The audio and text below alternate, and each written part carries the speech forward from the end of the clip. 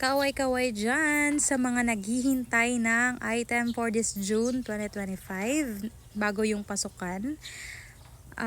Kung sigurado kayo or na-propose kayo talaga ng school na inyong in-applyan, kung minessage nila kayo or tinawagan or chinat sa messenger na posible kayong masali sa na magkaroon ng item this June, well, yung ipapayo ko lang sa inyo bago lumabas yung AA, baka this week na yun or next week ba, i-try nyo nang i-compile agad yung mga following requirements na ito para kapag lumabas yung AA tapos nandun yung pangalan ninyo, konti na lang yung kukunin ninyong mga requirements at hindi kayo maghahol sa oras kasi 3 days lang yung ibibigay sa inyo para makakomply sa pink folder. Okay?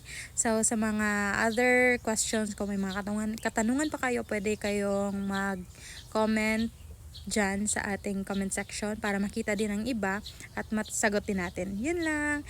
I'm not an expert or anything po, pero based on experience lang yung i-share ko sa inyo. Yun lang. Bye! Good luck!